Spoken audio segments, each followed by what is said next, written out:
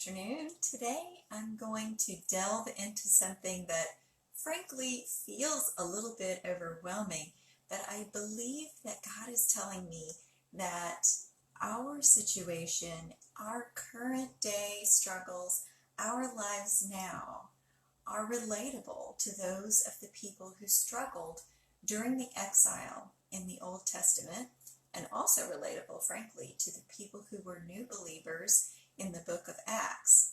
But for now, I'm only going to tackle one of the major and some of the minor prophets in the Old Testament.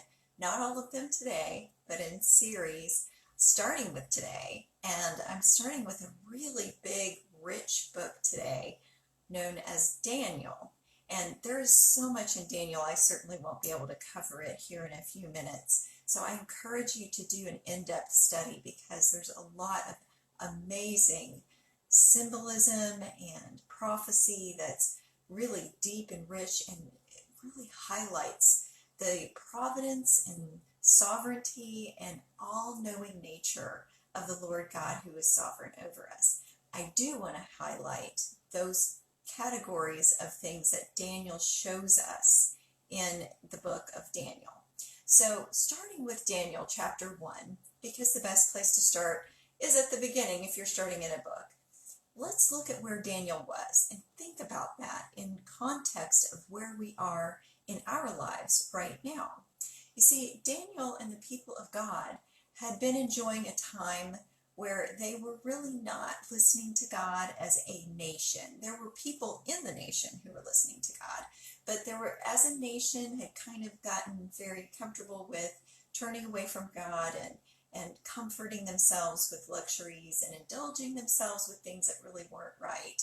And eventually the enemies of God saw the vulnerability that was in that nation, because without listening to God, they were no longer well protected. And so what happened, as God had warned them, was that the people of Babylon came in. One of their main enemies came in and surrounded them, besieged the city, and took it over. And they kidnapped some of the better stock, they thought, of the people that were there, some of the people of the royal bloodlines, the people that were well educated, and took them in so they could use them as resources in Babylon. So Daniel was a child. We estimate that he was probably about 12. So if you can imagine this boy of noble birth and his friends at about middle school age were in a city that was besieged by pagan enemies, people that they had considered uncouth, that didn't share their values. They came in and killed a lot of the people that were in the city, took over the city, got all of their stuff, all their wealth was gone. All the things that they knew that were luxuries and comforts to them were suddenly, just in a matter of a few weeks, gone. And they were taken out of their homes and put in a place that was extremely unfamiliar and uncomfortable. Can you relate to that at all in any of those places of your life where you lose the things that made you comfortable, that made you feel secure? You lost the life that you knew, and you were taken over by a situation that was out of your control completely. There was nothing you could do, and you lost everything that you had relied upon. So this is what happened to Daniel. And Daniel and his friends, Shadrach, Meshach, and Abednego, as we know of them, and those are actually the pagan names that the Babylonians gave them. Their names were actually,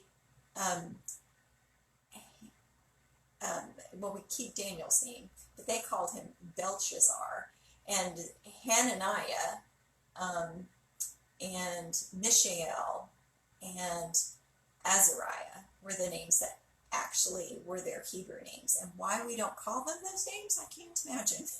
They're all really difficult to pronounce. What's the difference? So, but anyway, they all go to Babylon, in this place where they are not comfortable.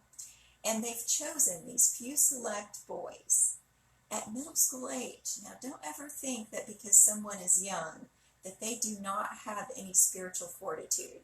Because as Daniel shows us, this is where it begins for him. This following of God, this following call. And you may, if you really pay attention and you're looking at your children, see these signs of things that they can do that show great strength of character. And he and his friends and several of the others, they decide that they're not going to eat the foods that are sacrificed to idols. They're not going to do the practices that they're tempted to do just because everyone else is doing it. And here in our times today, a lot of people are doing things that are not particularly ethical or moral or kind. And we can be tempted to just fall in because it's what everybody else is doing, to stress out, to rail against the authorities, to do things that are just unkind and say things that are unkind. But we can also choose to continue to follow the ways of God and fast from the practices that we know are going to contaminate us spiritually. Now, whether or not a food can really do that is not something that we still practice and believe in, but in ancient times, eating something is creating a covenant with the people that you're eating with the demonic that you are eating with and covenant with. So it was basically establishing covenant relationship with the demonic people and the people that worshipped the demons that were being given these sacrifices. So instead of committing themselves to saying, by eating this, I am giving in to establishing covenant with the demonic, they chose to abstain and eat only healthy foods that they knew were pure and clean. And that's important for us to think about now. What are you abstaining from that's a current practice that keeps you from tethering yourself to things of darkness? And that can be how you communicate with other people, the things that you take in mentally, the things that you take in physically. If you are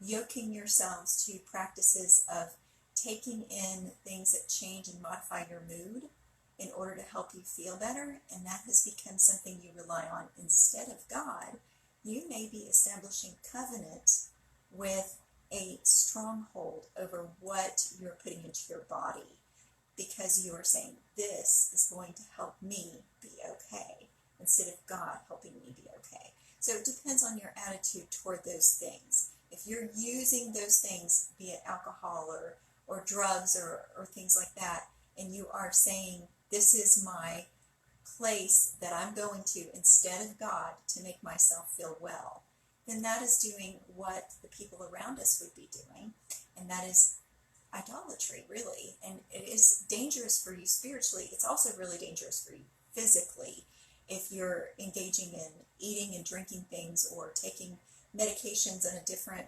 level than you should be taking them. Those kinds of things can be very, very treacherous to you emotionally, physically, spiritually, and relationally. And the time when you're stressed and things are going bad is not a good time to start self-medicating with things that can make things worse. And a lot of people are doing that right now, Christians and non-Christians, because they're stressed. And instead of turning to God, it's really easy to turn to the same things that our neighbors are turning to. And that's where the people were when they were in exile. They were trapped in these places where they were stressed out, they had no control, and they were tempted to turn to these other things. A few of them said, no, I'm not going to do that. And they did that to strengthen their brothers and sisters as much as they did it to stay connected themselves to God. So if you've been doing that, I'm not sharing this with you to shame you. I'm sharing it with you to give you an opportunity to choose differently, to choose to get somebody to help you get out of that. Because you can. You can, with help, with support, get out of those things. And that is something that Daniel showed us that you can do even in the worst of circumstances. So after he did this, the Babylonians didn't believe that they could do it. They didn't think they could survive on vegetables and water. It doesn't seem possible because they're used to eating meat and all kinds of wonderful, rich foods, and they were able to be healthier than the Babylonians when they came out on the other side of it. So we're tempted to believe that we can't get through our hardships without turning to the same things that our brothers and sisters turn to, but we know that we have something stronger with us, within us, that can help get us through. So if we look at our situation, the way that Daniel, being as young as he was, just a 12-year-old, and his friends were able to establish and determine that strength. And I believe part of that strength was they stayed in communication with each other about how they were getting through this time and still remaining faithful to God. And it was probably tempting to eat some meat when it was brought to them. And so they chose not to. And they went through another time of trial and temptation because they were living in places where a lot of people around them were influenced by darkness. And we're in those places sometimes too, when there's a lot of negativity, a lot of darkness, and a lot of truly spiritually dark forces that are trying to pull us away from God. Nebuchadnezzar, the ruler, he was kind of a narcissist, and he wanted to get somebody to answer his dream, and no one could do it. They were facing impossible circumstances, and all the people who had been put in positions of nobility, including Daniel and his friends, because they were a little bit older when this happened, they would have been killed if no one could tell him what his dream was and interpret the dream. So tell me what my dream is and interpret it. It's impossible. How can we possibly know what your dream is without you telling us and then interpret it? Only God knows that. And there are situations that we're in now where we can't possibly know what the outcome is. We can't possibly know how to get through the situation that we're facing. But we serve a God of the impossible, who knows all the dreams and all the plans of the future. And if you look through the whole book of Daniel, you'll see that in the end, there was another dream that was by a different king. And this king had a dream of a giant statue. And there was no one who could interpret that dream except God. And God gave this dream interpretation through Daniel of all of the kingdoms and dynasties, all the way to today, that would come and go. All of them.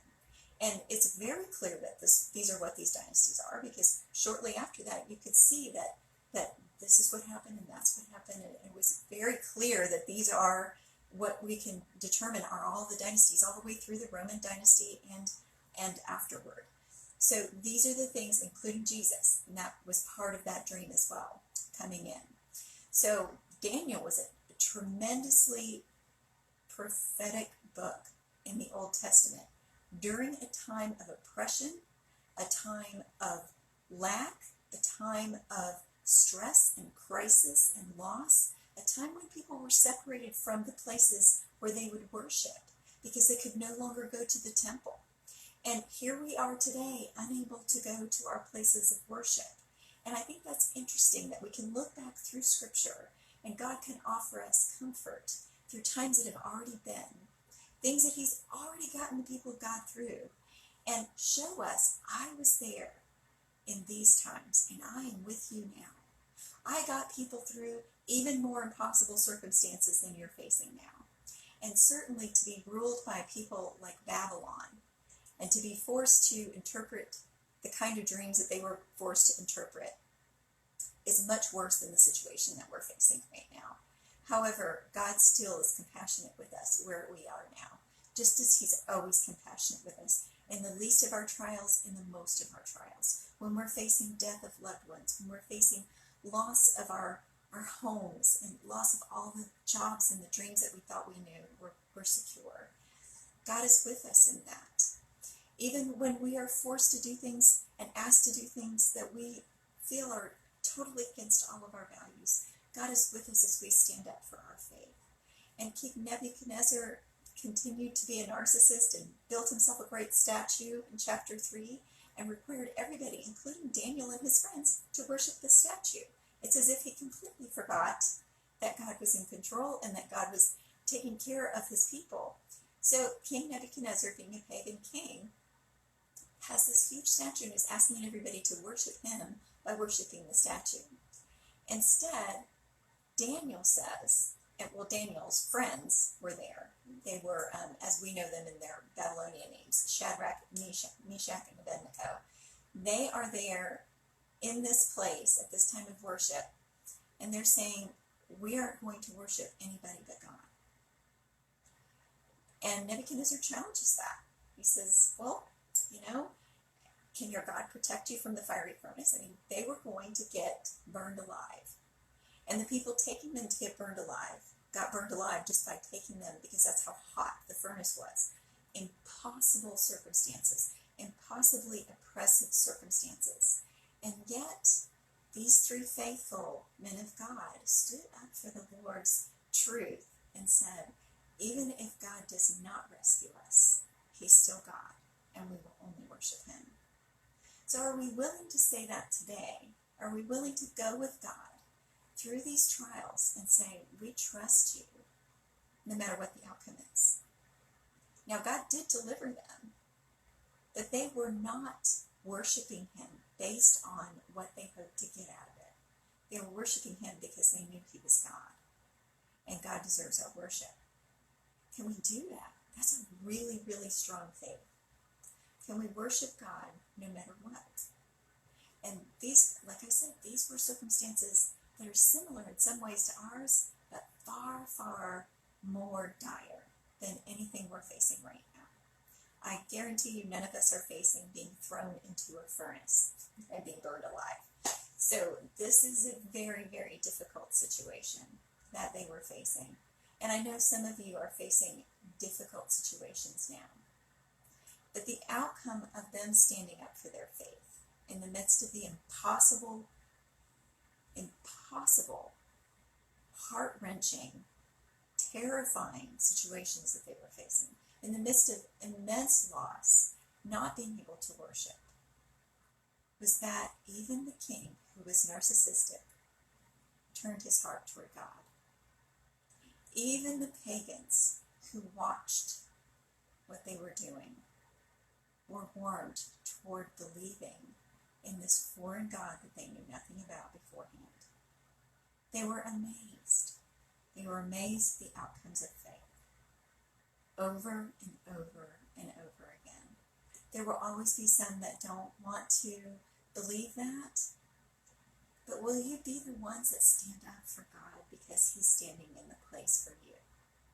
Will you be the ones that go through this trial, refusing to give in to the negativity and all the demonic influences that are trying so hard to pull you away from him?